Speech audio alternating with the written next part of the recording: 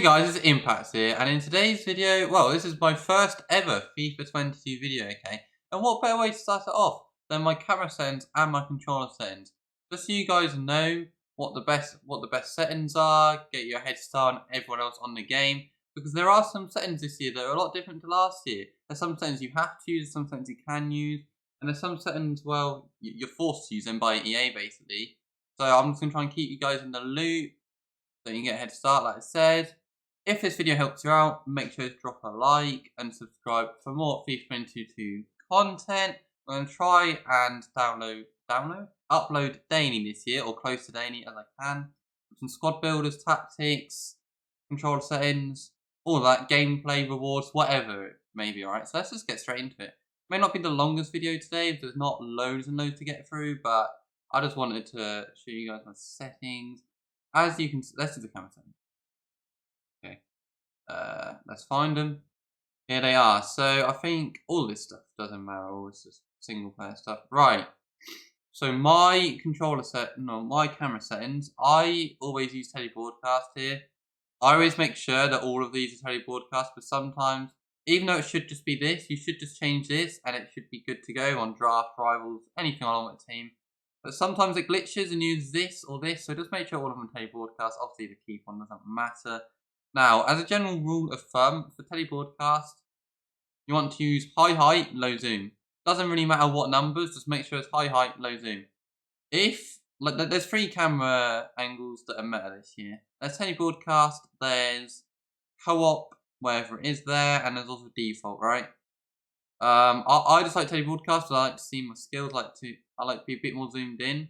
Co-op is very good for seeing the whole pitch, seeing through balls, seeing passes like out wide, etc., etc. Right? So that's all that. I don't know whether much this is. Oh yeah, this is something I want to change actually. I want the player name to pop up on top of my player's name or on top of my player's head, just so I know who I've got the ball with. So I don't get confused. For example, if it's a 5-star skiller, I know to do 5-star skill. If he's got 5-star weak foot, I know I can shoot him as weak foot, etc. Most of this stuff is not relevant. 2D, right. So on this, I like 2D. 3D makes it look a bit more realistic, but it looks really confusing for me when I'm playing like a lot of balls across the pitch. The ball looks like it goes off the screen and back on. But 3D is more realistic. Some people like 3D, some people don't. I don't like it. I prefer 2D. Also, you can change all this if you want. You can turn this off if you don't want to see it. It doesn't really matter. But I just have it on. And this as well, you can turn it off if you just don't want it to get in your way. But I think, oh yeah, I need to turn this on as well, just for stream. This basically lets you see your inputs in the top right for a controller. So you can see, so basically my stream can see whether I'm pressing X or B or whatever buttons I'm pressing. I think all of this is irrelevant to anything.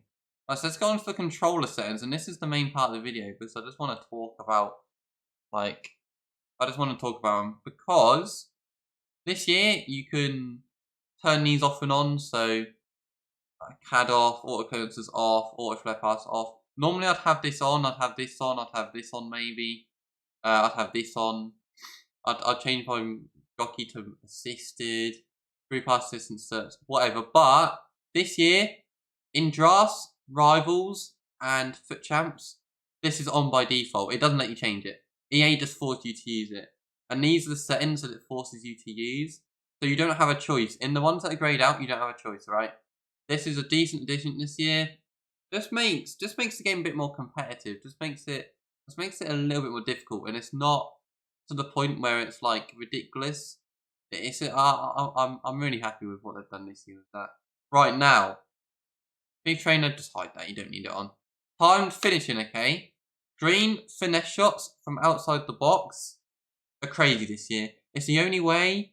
Well, it's one of the only ways I can score this year. Shooting inside the box is so hit and miss, and keepers are just ridiculous. They just fly across your screen, alright? So make sure this is on and you try and get used to... Oh, I've accidentally pressed circle on my controller.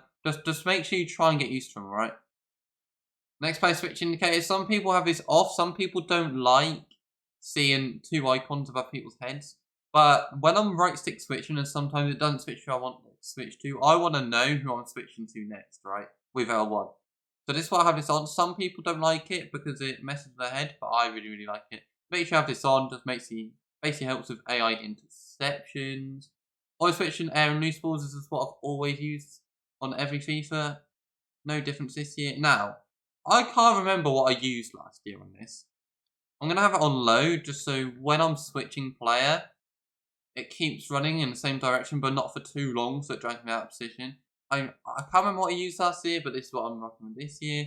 This is new, so make sure you have this on directional, because this basically means that it clears it where you're pointing your left stick, right? If you have it on classic, it basically just fully assists your clearing. You want to clear it where you want, basically. So, and this one still assists on power. So this is very, very good this year. Player locks on. Player locks still seem really OP this year. Last year they were literally like, they were the meta, like everyone used them. This year I don't think it'll be much different. Icon switching. Now this is new this year. When you press right stick in, it basically pops up above everyone's head a certain button on your controller. So L1, R1, triangle, circle. And then you can press that certain button to switch that player. The reason why I don't have this on is because sometimes I accidentally turn it on and it really confuses me. Like when I press right stick. But also, it's just not needed. Like, if I want to switch to someone, I will flick my right stick, alright? I don't really need to press my right stick in and switch. I just don't think it's needed this year. This might change. If anyone gets super good at this and it's really effective, I may change it, but yeah, so make sure you always have this on player relative. It basically makes your player that you're controlling the central point for switching, which is really, really important. Ball relative is so strange. Just don't use it, right? Ground pass assistance, assisted. Just make sure all of this is assisted. All of this stuff, just make sure it's assisted. Some pros use analog spring off, some people use it on. So basically what this does is it makes it so that if you're holding your R2 button just a little bit, it'll make your guy run just a little bit, alright? And then when you fully hold it in, he'll run the fastest he can. I feel like this is good for just getting those minute little movements in when you're on attack. But yeah, a lot of people have this off as well, so that's just my personal preference. Make sure this is late, especially this year with how slow the game is. You can basically make last minute decisions on where you want to pass the ball. If it's on early, as soon as you flick your left stick in a direction and press pass, it'll just lock onto that guy. If you, for example, pass it to your left wing and then realise your striker's making a dart and run one-on-one, you can quickly switch where your left stick is aiming and it'll play that ball there. If this is on early, it won't let you do that. So, and make sure this is off. Vibrations does not. I want to be in FIFA. And I use alternate. Doesn't matter what you use here, but alternate basically switches circle and square, or if you're on Xbox, it switches B and X. So your shoot button and your pass button, like your lob button, or your stand tackle and side tackle. Just switch them to. Doesn't really matter, but it's just what my personal preference is. Accidentally switched my controls that back in FIFA 19 and haven't switched off, so that's what happens.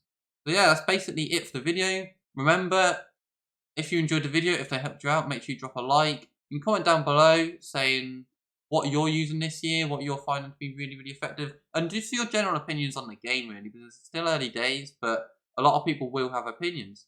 That's it from me. I'll speak to you in the next one.